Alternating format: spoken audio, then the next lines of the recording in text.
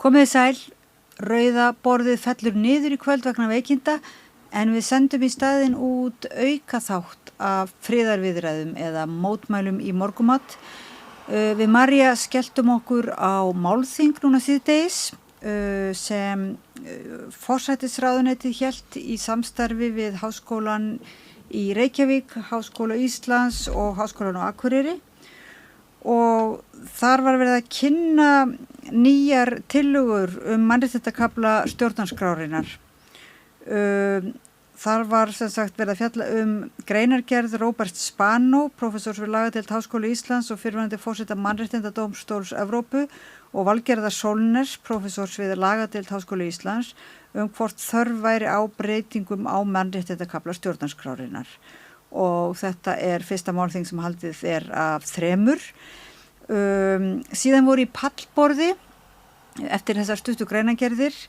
og eftir eiginlega mótmæli sem komu strax í kynningar, eftir kynningarorð Katrínar Jakobsdóttur, þá voru mótmælendur á staðnum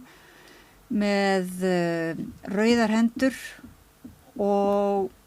báðu Katrínu vinsamlegast að hætta að ata hendur okkar blóði, að það væri tómt mál að tala mannréttindakafla þegar mannréttindi væru svo lítils virt og vopnahlé, beiðni vopnahlé á Gaza ekki virt. Og það var nú Ragnhildur Helgadóttir, rektor HR, bað mótmælendur að hafa sig hæga og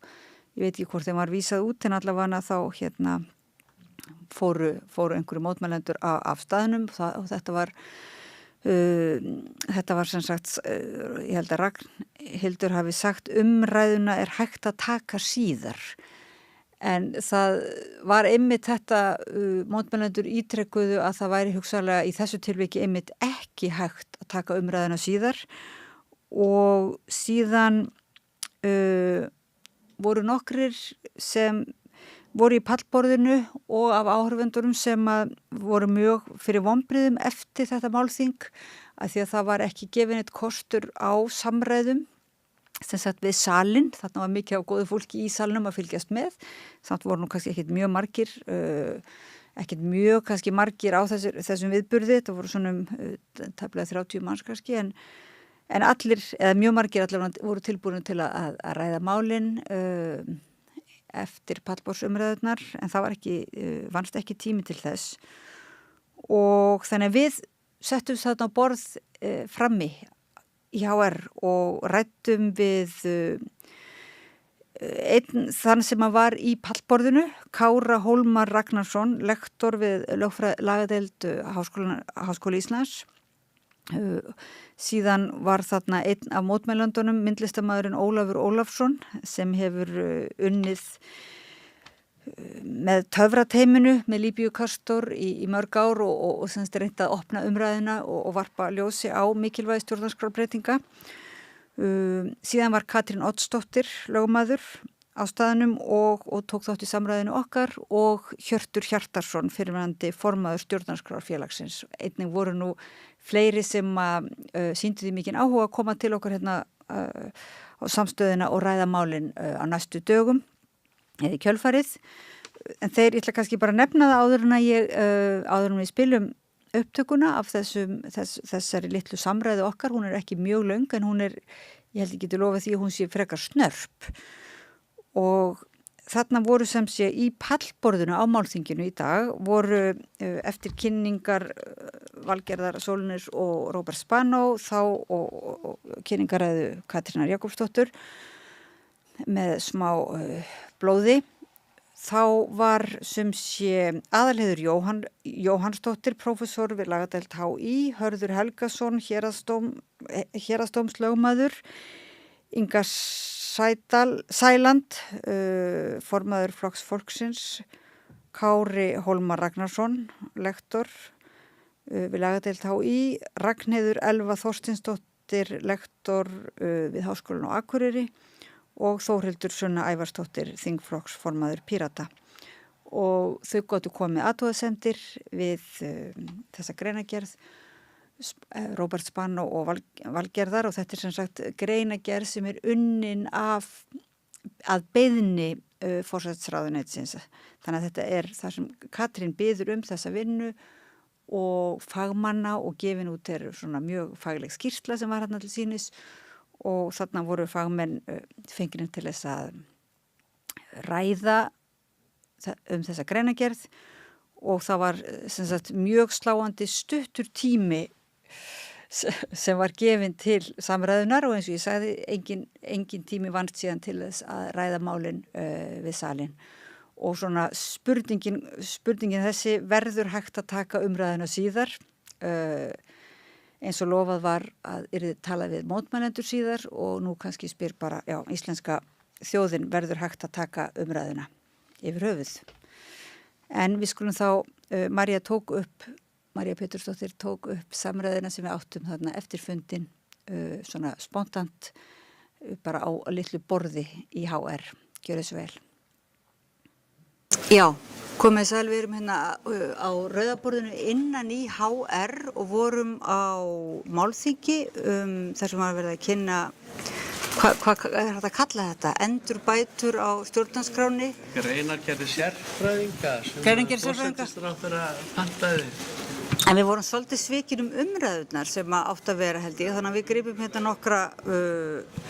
sem sagt, þú varst í pallborðinu sem varst að ræða málin og þú hafðir svona frekar stuttan tíma, bara 1 mínútu og svo kannski 2 mínútur en þú hafðir svolítið svona mikill málun að leggja og mikið út á þessa greinagerð að setja, var ekki? Já, margt bara mjög áhugavert í þessum greinagerðum, þetta mjög gaman að fara yfir þetta en markmiðið með svona umræðu auðvitað að draga fram það sem að vantar eða það sem að mætti halda áfram með samtalið, það sem að kannski best við þetta upplegg bæði sérfræðingarna sjálfa og forsætisráðuneytisins að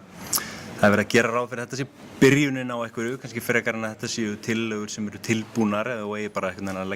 leggja fram. Þannig að þarna fjallað í þessari greinagerð nokkur mjög afmörkuð atriði innan mannréttindakafla stjórnarskrárinnar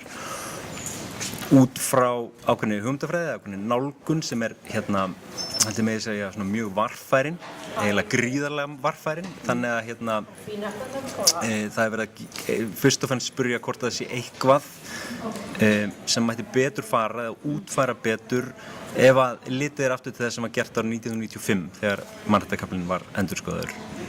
síðast og hvort það sé eitthvað af því sem var lagt upp með þá sem að hafi ekki tekist nægilega vel og þurfti að útfæra núna eða þá ef eitthvað sem að eitthvað nýtt sem hefur komið til sögunar sem að ætti að bregðast sérstaklega við. Þú ert prófessor upp í Háskóla Íslands, er ekki? Já, lektor við Lagadeild. Lektor við Lagadeild, já. Og heitir Kári Hólmar Ragnarsson. Kári Hólmar Ragnarsson, já. Sko, bara áður kannski ég spyr þig aðeins frekar hvað þú heldur hvað þér finnst að mætti gera öðruvísi, þá Katrín Oddsdóttir. Það var svona í eða því að það hefði ekki náðst neins sátt þessi grundvallarmál og mér fannst svona kannski máli Róbert Spanó að það væri vegna þess að tillögur sem hefur verið lagðar fram hingað til hefði ekki verið nógu góðar. Eða hvað fannst þér þessa umræðu? Já, ég held að það sé hans mat, hans svona fræðilega mat. Hann og Valgerður eru náttúrulega bæði klárir lögfræðingar og þau eru að fara svolítið þessa leið sem Kári lýsti nú fallega á fundinu sem svona útfærsluleið og þau vísa mjög mikið samkvæmt þeirri verkbeiðni sem við fengum. Þá það bara þannig að við máttum bara gera A og B að við fengum þessa verkbeiðni og mér finnst það svolítið fyndið að því svo farið í kjölfarið að tala um það hvernig þau leggja djúpt siðferðilegt mat og það hvort eitthvað sé að virka og hvað heima í mannréttindakafla og annað. En ég myndi alltaf halda að þú þyrftir að leggja djúpt siðferðilegt mat sem fræðimaður líka á þær verkbeiðnir sem þú færð og hvort að það sé í raun og veru verið að biðja þig eitthvað sem í þágu almenningsins eða ekki og hvort það sé kannski verið að biðja þig að gera eitthvað sem of lítið og afmarkað til þess að nýtist henni stóru mynd. Þá finnst mér að þér beri siðferðileg skylda til að benda á það og biðja verkfærða verkbeiðni ef þú nú tekur bara verkið að þér. En hún vísar í myndi segja mér núna Katta farið og mokaðu skurð þvert yfir ganginn á HR og ég myndi segja já, en af hverju ég mokað þann skurð? Er ekki betra að við mokum skurð það sem vantar lögn fyrir utan HR og svo getum við rætt það hvort ég vilji taka það verka mér eða ekki. En mér finnst svolítið eins og það við fallið í þá gryfju að moka bara þannig skurð, gera það með sínum litlu fornleifa kústum, eins og Kári kannski orðað miklu kurteislegri en ég, svolítið fara þá í minnst lægsta samnefnaran, ef svo má segja, í því sem bara verður að breyta og algjörlega hunsa þá staðreynd að hér var þjóðaratkvæðagreiðsla, algjörlega hunsa þá staðreynd að grundvöllur stjórnskipunarinnar svo að þjóðin sé stjórnarskrárgjafinn. Ég tala bara hann eins og eitthvað, já, Alþingi, kosningar Alþingi og svo skulum við bara tala hann þegar okkur hendar og ef okkur hendar í því samhengi það sem niðurstaðan sem kom út úr því hendar okkur. Og ég var bara krossmóðguð, ég var alveg heiðarleg að sitja á þessum fundi. Mér leið bara ekki vel. Fyrsta leið vegna þess að mér fannst að vera að gera þessi sömu mistök og það leiðilegt að horfa á yfirvöldin sín berja hausnum við steinin með misdýrum jakkafötum hverju sinni sem ég svona representerar þá gjörð. Og mér finnst það líka leiðilegt að því hérna búið að búa til eitthvað samtals og ég finnst ég horfi á þessa kyrkingaól sem fáræðið herðast utanum stjórnarskrár háls þjóðarinnar. Fyrst voru það þjóðfundir og stjórnlagaráð og þjóðaratkvæðagreiðsla, svo var þetta aðeins minna og það var einhver rökræðukönnun árið 2019, nú hún alveg farin út af borðinu, skiptir engum máli hvað fólki þar sagði og nú það aftur lögfræðingarnir, helmingurinn af fólki hérna inni minnst var með lögfræðipróf og við sem sátum út í sal, við fengum ekki einu sinni að spyrja eða tala við þá merkilega helmingi sem satt hinum meginn á einhverjum panel og ég kalla þetta samtali bara móðgun við tjáningarfrelsi og lýðræði finnst mér. Já, það er einmitt, maður velti fyrir sig hvort þetta væri bara spurning tímastjórnun,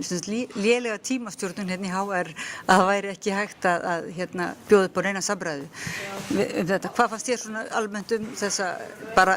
umræðu við pallborðið? Já, Katrín náttúrulega orðaði þetta náttúrulega snöfurmannlega og ég upplifði þetta svona og líka strax og ég sá þetta auglýst sem málþing að þá sá ég fyrir mér eitthvað sem að tæki heilan dag eða minnst ást í hálfan dag en svo reyndist þetta bara að vera 1,5 klukkutími þar sem að lögfræðingar voru að skiptast á skoðun þannig að þetta ekki, þetta var kannski eitthvað svona þetta var ekki málþing. Nei, en Kári þáttakandi, ég taldi mig vera þáttakandi í þessu málþingi af því að ég kom hingað boðaður eins og öllum almenningi var boðið en satt svo bara undir þessu og ég held að þetta sé, ég óttast og ég veit í rauninni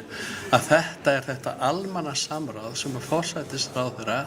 hefur boðað að verði þessar stjórnarskrárbreytingar. Ég óttast og ég geng út frá því að þetta er almannasamráðið.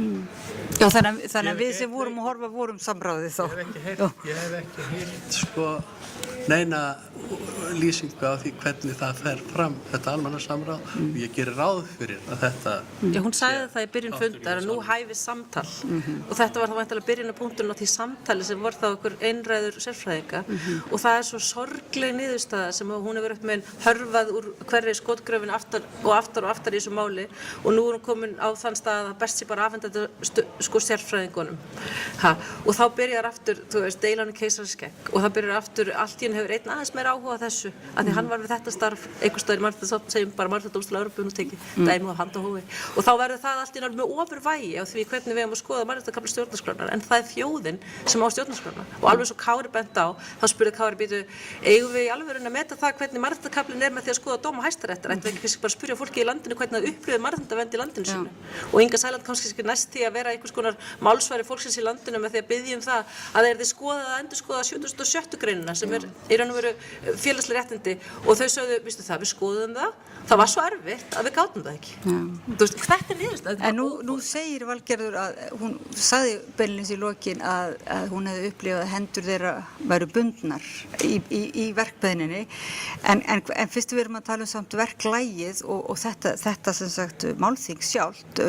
hvað fannst þér svona sem fræðimaður Kári það að sitja hérna og fá bara 1 mínútu raunverulega til að tjá þig ég verð nú að segja að þú náðir að koma ótrúlega mikilli málefnalegri gagnrýni fyrir í þessum nokkrum mínútum sem þú hafðir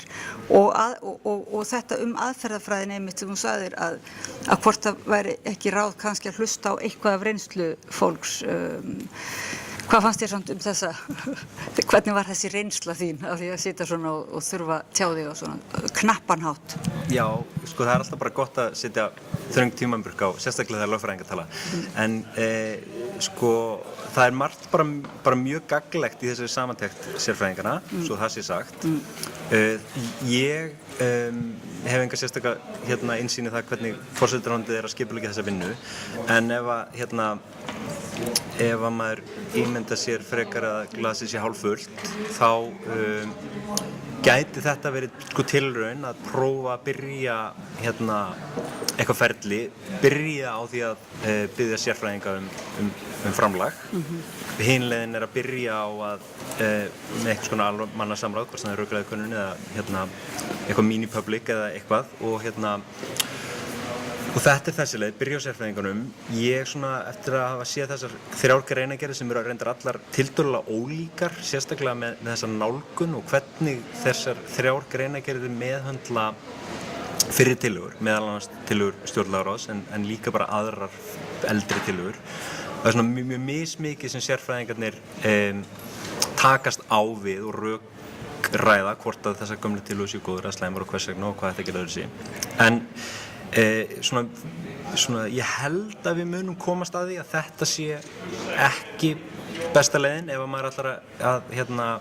setja í gang svona inclusive ferli til þess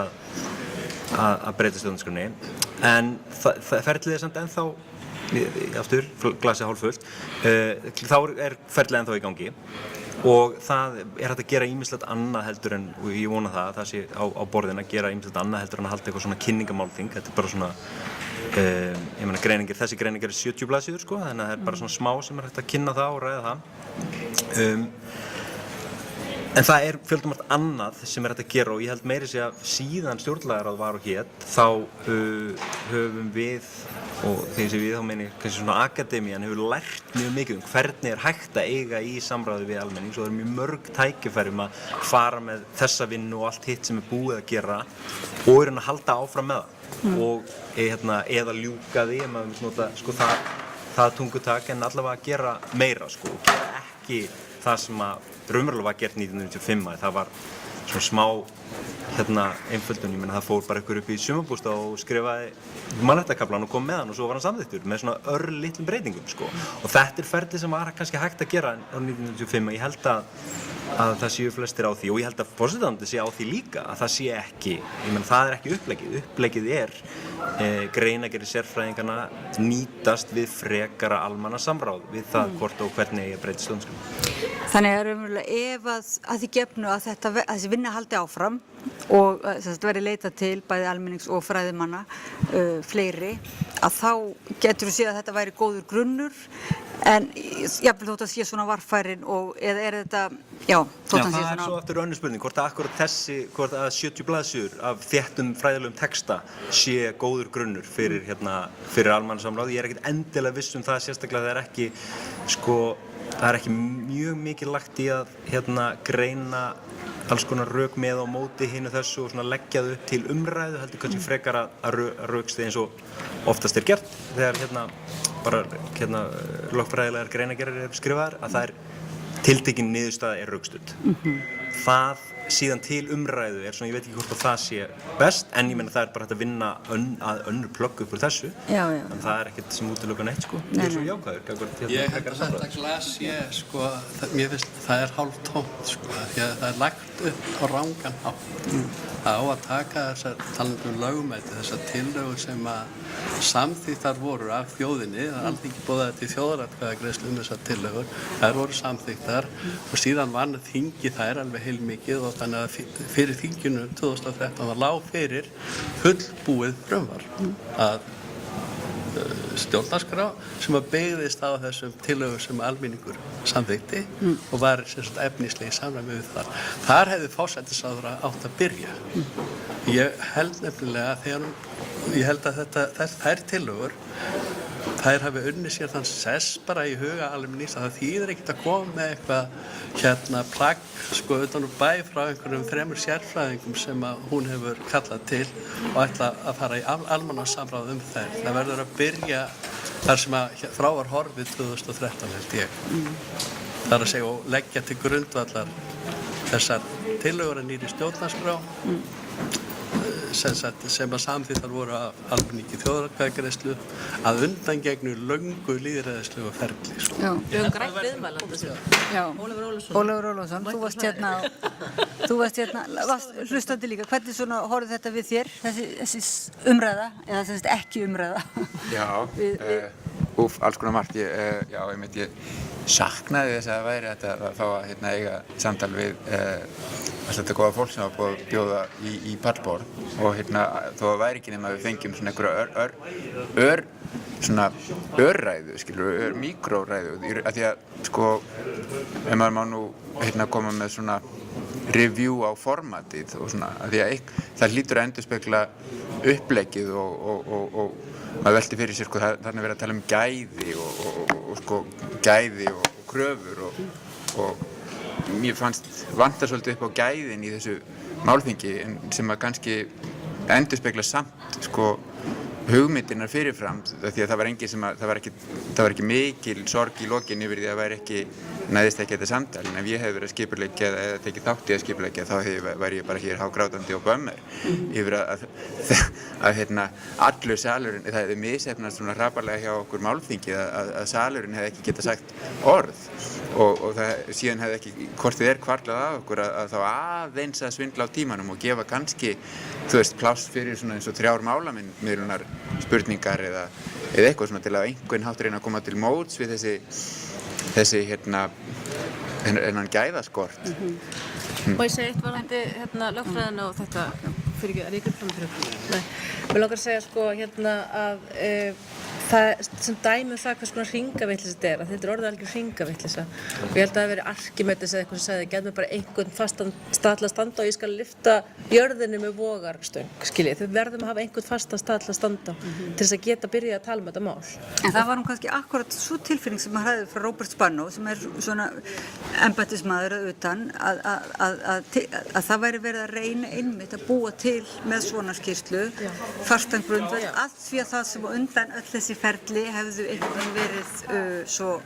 bara í einhverju leðju og mér langar að afsanna það að það hafi verið rétt ályktun hjá honum vegna þess að mér langar að segja við því og ég skil það vel, við erum eiginlega öll í þessu sama vandamáli stödd að reyna að finna núllpunktinn til þess að miða við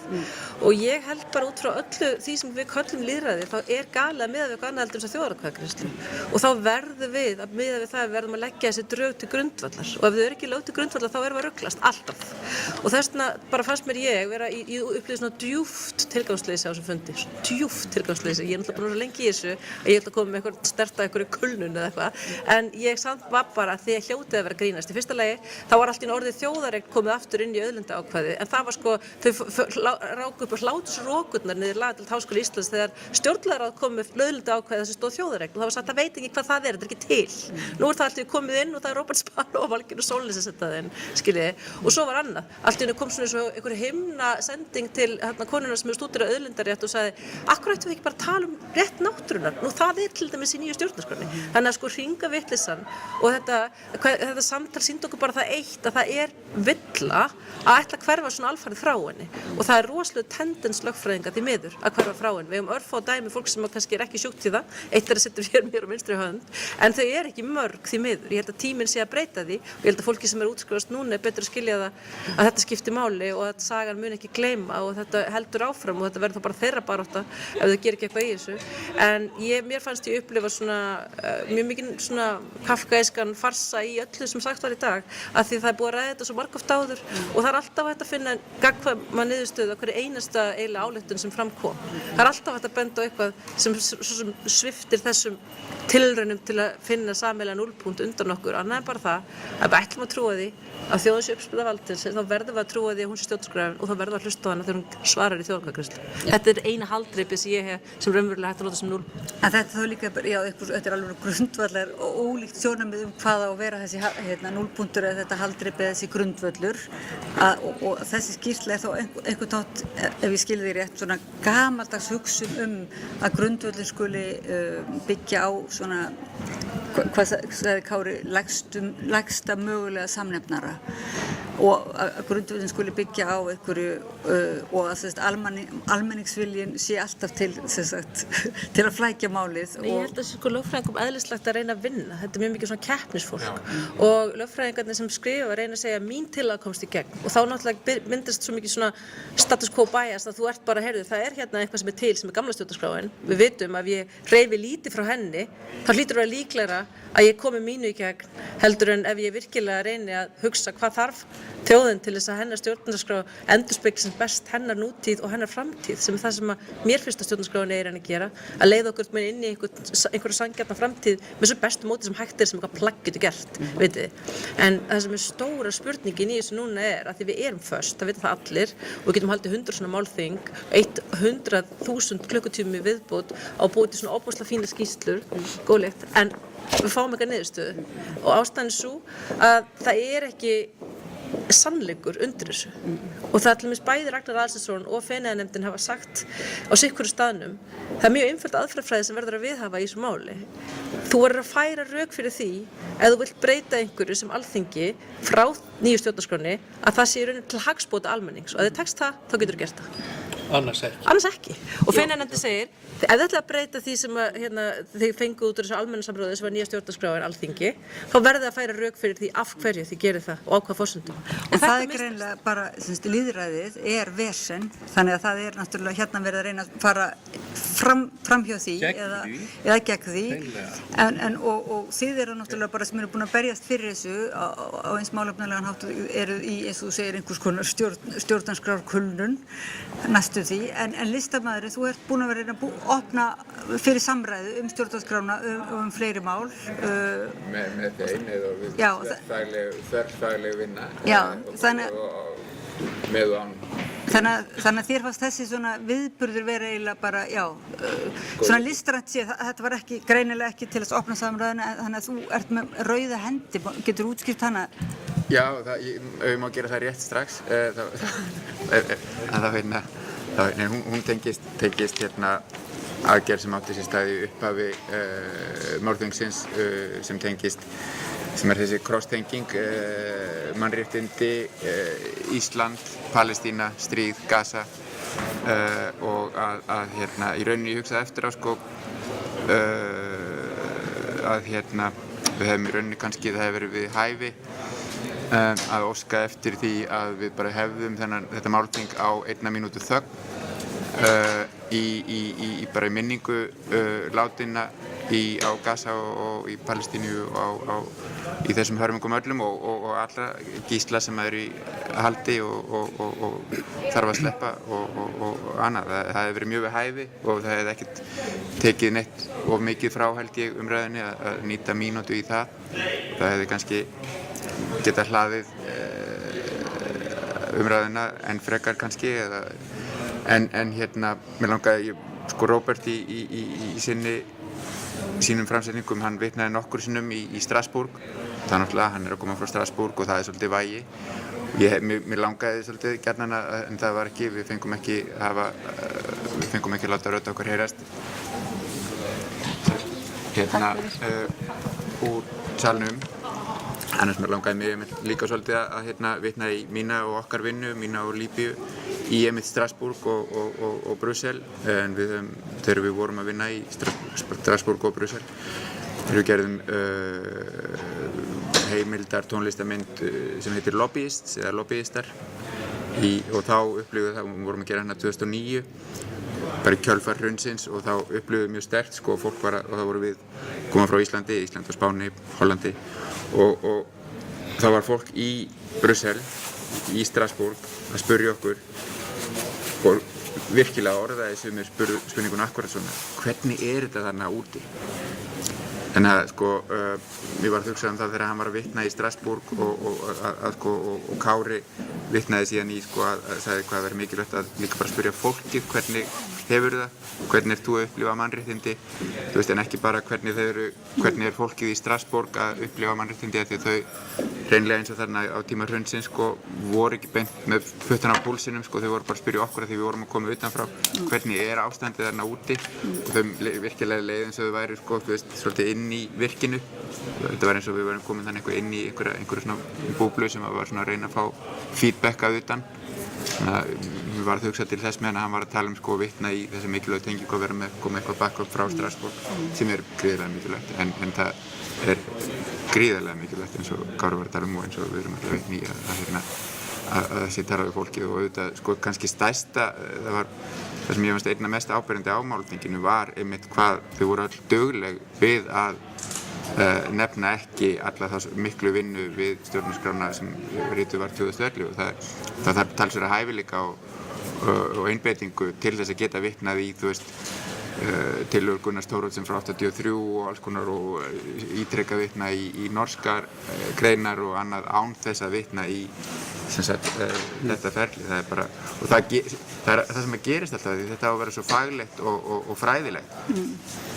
Hvernig getur það verið fræðilegt og faglegt ef að svona ofboðslega stórt ferli er endalaust neitt hjá því og þá myndast svo mikil bjögun og þá er svo erfitt að bara taka trúanlega og taka alvarlega þessa umræðu sem á að vera svona mikilvæg og fagleg og þá bara, þú veist, þá bara kemur klisjan endalaust í kollinum á manni, þetta séu bara bla bla bla, þetta séu tóm orð, útúrsnúningar, uppásnúningar, ræðukeppni, hver er sniðugastur að komast að orði og annað, sko, en að grunninn vantar. Þannig að einhvern veginn, já, tilfinningin er þessi að við höfum verið að gera það fíflum svona sem almenningur og sem fólk sem er búið að vera að vinna í þessu Mér finnst þau vera að gera segja fífli fyrst og fremst sko þau á Alþingi sem kom í veg fyrir það að þetta náði fram að ganga. Mér finnst Kata verið komin ansi nálægt í að gera segja fífli daglega núna. Það er nú bara þannig og hún ber alferð ábyrgð á því sjálf og mér finnst þessi fundur svo sem vera nýjasta útspilið í því. Það hefja þetta á hámóður í ræðum og hér hefjast samtal stjórnarskrá og leyfi ekki eina spurning úr sal. Þetta er einhvers konar myndlíking fyrir ástandi sem við erum stödd í. Fólki í þessu landi er ekkert að gera þessa fífli. Fólki í þessu landi er búið að svara skýrt og það hefur svarað skýrt í milljón skoðanakönnunum eftir að það svaraði í þjóðaratkvæðagreiðslunni. Það er ekki vitlaust og það er ekki að gera þessa fífli. Stjórnvöldin eru að gera okkur að fíflum eins og það er bæði út á við og inn á við. Og hvað getum við gert í framhaldinu til þess að halda samræðinu áfram? Hvað sjáu þið fyrir ykkur svona? Já, ég veit ekki hvað skal gera, sko. Þetta verður náttúrulega að renna sitt skeið að enda þessi eina tilraun til þess að komast hjá því að fara að vilja landsmanna, lýðræðislegum vilja sem er framkominn. Þetta verður bara að eiga sitt skeið, sko, og hvað tekur svo við. Svo heldur þessi barátta vonandi áfram. Ég held að það sé alveg óhjákvæmilegt að taka þessar tillögur frá 2012 fyrir eins og Feneyjanefndin var að benda Katrínu á 2020 og Ragnar Aðarsteinsson hefur bent á þetta líka, taka þetta fyrir og afgreiða þetta. Það hlýtur að koma að því, sko. En við getum hjakkað ansi lengi eins og sagan sýnir okkur í þessu sama fari, sko. Já. En það var áhugavert eins og Katrín var að benda á að núna eru þau komin, sko, nú er svona smátt og smátt verið að fara að tala tillögur sem var reynt að gera grín að, sko, sama fólk og tala niður fyrir nokkrum árum og vikum, mánuðum árum. Réttindi náttúrunnar. Þannig að nú er það svona smám saman, þannig að kannski ef maður ætti að reyna að vera framsýnn og forspára þá hvað ætli það séu mörg ár þangað til þið fara að vitna í þessa tillögu, sko, þannig að þeim telji hún sé komið nógu mikil fjarlægð á hana og þá getið þið fara að meðtaka þetta og skrifa það sjálf á sinn hátt. Skilu, og svo segja allir eftir svona 20 ár, já, vá, þau höfðu bara rétt fyrir sér hérna 2011. Djöfull var þetta gott þá og þá er þetta að segja svona, en þá er búið að taka, þá eru orðin 30 árum og gömul, 40 árum og gömul og þá fáum við aftur, þú veist, eitthvað, ég veit ekki. Það sem er dásamlegt. Það var nú vísað þarna í gömul, það var verið að taka upp gömul norsk ákvæði. Ég hugsaði mjög mikið norskan eldislags þegar það var að gerast. Ég hugsaði, já, einhver svona aðferð sem að eldgömul norsk aðferð sem er síðan á að vera aðflutt til Íslands þegar við erum búin að rannsaka skeið í Noregi, þú veist, þetta ég fer svo bara fyrir mig eitthvað lúsjan fisk, ekki það ég sé að segja norska umhverfisákvæði sé slíkt, en það var sem þess að mjög gott sem aðallega bent á að segja bara það er engin reynsla á þessu, þetta er 40 ára gamalt, þetta sýnir svo ótrúlega vel að það kemur alltaf einhver nýr með sína hugmynd. Síðast var það Skúli Magnússon sem var alltaf bara, mér finnst að forsetinn eigi að vera kosinn á 6 ára fresti, eitthvað sem hann dró út úr sínum rassi, þú veist, að hafa allir einhver svona pet project og eitthvað sem þeim finnst að væri frábært. Enginn af þeim 25 sem samþykktu nýju stjórnarskrána hefði ekki viljað breyta einhverju. Við hins vegar með svona ótrúlega ólíkar skoðanir náðum einni málamiðlun vegna þess að við ætlum að búa til eina góða stjórnarskrá sem myndi gagnast þeim flestum. Ef þú lætur ég sjá þetta hérna í rit til dæmis. Þetta eru 3 rit búin til og sett saman í 1 rit. Að þetta eru 3 mismunandi sérfræðingahópar sem fá að gera 3 mismunandi. Þau eru öll með mismunandi lífssýn og reynslu. Þau munu aldrei kunna hlusta á aðrar manneskjur með sama hætti og heill hópur gerir. Og svo verður þetta eitthvað svona hálft svín, hálfur hundur og hálfur norskur eldislags. Gjörðu svo vel, stjórnarskrá Íslands. Eigum að segja þetta gott? Ég sagði Róbert Stanóðan að augljóslega við förum í þetta ferli velja að gera stjórnlega ráð. Mér finnst svo skrítið hvað það er oft lítið eða aldrei talað það að, og þar hefði við mátt eyða nokkrum málþingum í að ræða það. Og af hverju var ekki valið að stjórnlega ráð hefði autonomous vald, það er að segja bara það vald eins og er í Chile og eins og það er þegar það er stjórnlega ráð Constitutional Council að þá hefur stjórnlega ráð fullveldi til þess að rita stjórnarskrártillögu sem síðan er kosið en það dæmigert Ísland sagðirðu árás sagðirðu tillögu tillaga er ekki stjórnarskrá. Þetta er ástæðan fyrir því að þannig að það sem að auðvitað og það er það sem að síðan gerist það hálfpartinn í ferlinu því þetta var svolítið improv-ferli hjá okkur að það er sett í rauninni í svona hálf gert það ferli að þjóðin fær að kjósa það. Er fordæmi fyrir því að það sé ekki farið að þjóðaratkvæðagreiðslu í svona málum? Skilst það sér einhver fordæmi til að þau eru ekki mörg hérna á vesturina? Nei, ég held að það er ekkert sambærilegt við þetta og það var heldur ekkert fordæmi fyrir því eins og með kosningar til stjórnlagaþings og þær voru ógiltar í heilu lagi kosningar frá 2010 það var ekkert, ég man alltaf eftir því þegar Ólafur Harðarson stjórnmála prófessor, hann sagði já ég man bara ekki eftir því að kosningar í lýðræðisríki hafa verið bara afnumdar í heilu lagi en þetta er vegna þess þú varst að tala lögmætið stjórnlagaþing það átt að kæfa þetta ferli í fæðingu og ef þú rekur síðan ferlið allt saman áfram þá er þetta bara búið að vera atlaga af þessu ferli alveg frá byrjun. Frá aðlögu? Já. Og svo atlaga stendur í rauninni enn með þessu samráðsferli forsætisráðherrum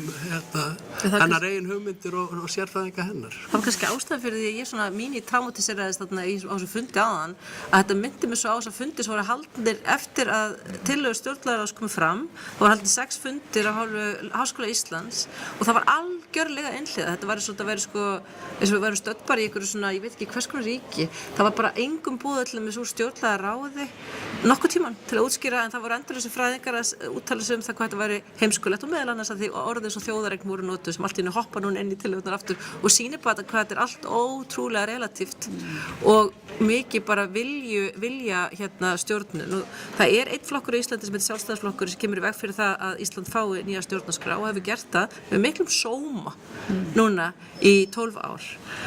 og þessi flokkur hefur kannski 20% þjóðarinnar bakvið sig segjum það á góðan degi, aldrei svo mikið vegna þess að allt fullt aðkvæmst þetta er döð þannig að kannski 20% þjóðarinnar sem er að stoppa vilja 80% þjóðarinnar ár eftir ár að fá almennileg grunn annarra, með hjálp núna það er einhver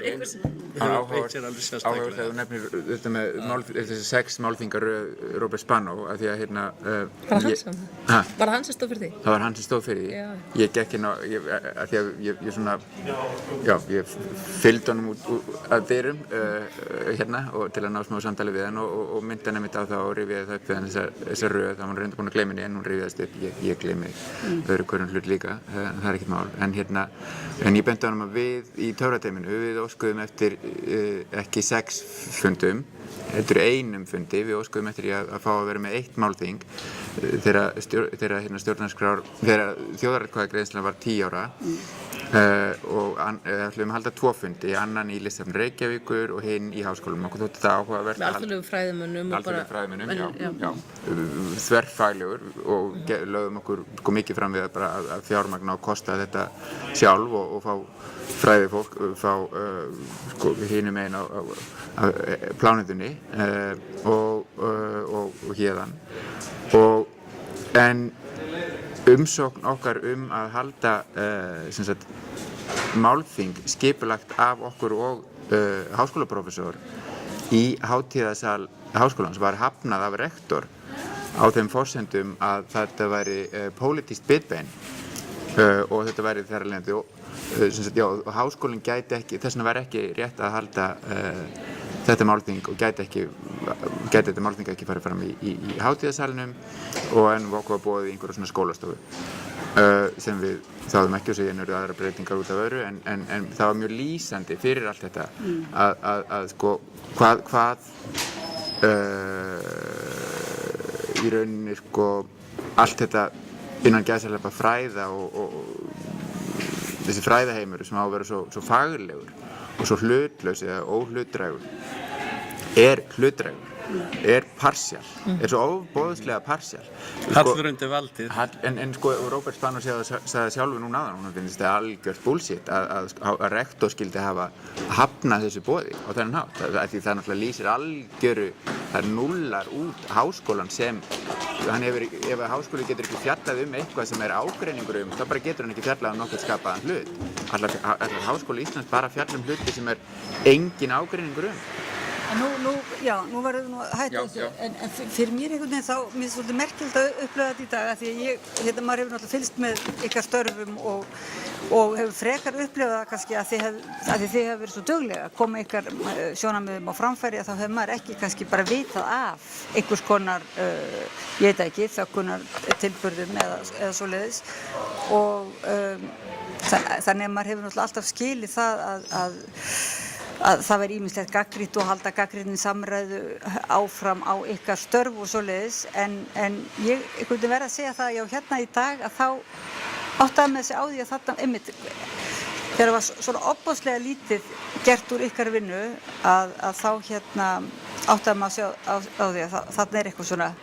þarna eitthvað lúsugur fiskur út úr steini sko. Þetta bara smá svona eins og eitthvað svona Foucault moment, þú sérð bara hvar hinn þögla hönd valdsins kemur og hvernig hann ber niður. Þú veist, þú sérð hvernig verkbyðinin þar einhver búið að taka í burtu. Hverjum boðið, þar einhver búið að taka í burtu. Hver sé hann fá að tjá sig þegar tímanum ráðstafað, þar einhver búið að taka í burtu. Og þetta aðferðin. Þú veist, þetta svolítið svona eins og að þreyta laxinn mitt. Það ætlast til þess að við, ef maður má segja við, fyrir okkur sem eru bara að reyna að fá okkur að sanngjarna niðurstöðu í þessu máli og erum endalaust að gefa vinnun okkar til þess. Ef við eigum bara að lokum að þreytast þannig við nennum þess ekki lengur. Og ég skil það alveg, það tekstur öll kannski bara lokum ef þetta heldur svona áfram, en það er ekki ennþá þannig að við séum komin af önglunum, en þetta galið. Þetta svo auðvelt, eina sem að þau þurfa að gera að passa ekkert gerist. Þetta eins og með, það erfitt að byggja upp góða samræðu til dæmis, en það mjög auðvelt að eyðileggja hana. Og þarna þurfa þau bara að þreyja þorrann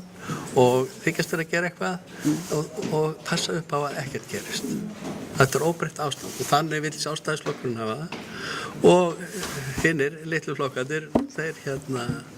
einhvern veginn hjálpa honum við þetta og bara skjótast í stjórnunum og færikast eins og þetta stjórnarsamtal sko frá 2017, þetta var bara dauðadómur yfir þessu ferli. Hvernig gat hún ætlast til þess að leiða Sjálfstæðisflokkinn til valda og koma síðan skriði á stjórnarskrármáli með einhverjum sómasamlegum hætti, það gengur ekki upp. Við verðum að segja þessari samræðu slitið núna en sem sagt henni ekki slitið, við erum ekki hægt að ræða þetta mál greinlega. Þakka kærlega fyrir. Kári þurfti að hlaupa, Katrín Oddsdóttir, Hjörtur, Ólafur. Takk innilega fyrir góða samræðu og snarpa eftir samræðina sem við virkilega söknuðum hennar eftir þetta málþing. Áfram samstöðu. Já, gott hjá ykkur að koma og funda. Takk.